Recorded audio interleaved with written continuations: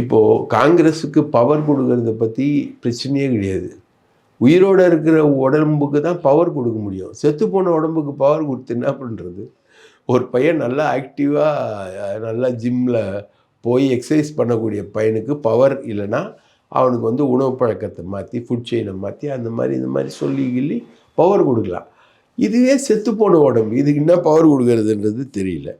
இந்த மாதிரி சூழ்நிலையில் இந்த பிரச்சனையை தீர்க்கிறதுக்காக இப்போ பார்லிமெண்ட் தொடங்குது. ராகுலும் இன்றைக்கி பார்லிமெண்ட் செஷன் அட்டன் பண்ணியிருக்காரு. இன்றைக்கி ஜனாதிபதி உரை போயிருக்கு. அப்படியே அந்த உரை போகிற அதே டைமில் கனிமொழியை அனுப்பி ஸ்டாலின் வந்து ராகுல்கிட்ட பேசியிருக்காரு. நீங்கள் வந்து ஒரு முடிவு சொல்லணும். இந்த மாதிரி கீழேருந்து பேச்சு நடக்குது. தாவேகா வந்து ஓப்பனாக இருக்குது. பிரவீன் சக்கரவர்த்தி மாதிரி ஆட்கள்லாம் எப்படியாவது தாவேகாவுக்கு காங்கிரஸ் கொண்டு வந்துடுவோம்லாம் சொல்லிவிட்டு பில்டப் கொடுத்துக்கிட்டு இருக்கானுங்க. ரைட்டுங்களா? அது அவங்களும் பில்டப்பில் இருக்காங்க. நீங்கள் தான் அதுக்கு ஒரு முடிவு கட்டணும். நீங்கள் வந்து அவங்கள வந்து கண்டித்து வைங்க.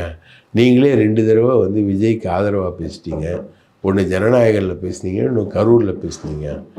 இப்படி பேசி வந்து இப்படி பண்ணுறது எப்படி சரியாக இருக்கும்? பீகாரில் இப்படி பண்ணி தான் தேஜஸ்வி யாதவை தோக்கடிச்சிங்க. மகாராஷ்டிராவில் இப்படி தான் தோக்கடிச்சிங்க. ஒரிசாவில் இப்படி தான் தோக்கடிச்சிங்க.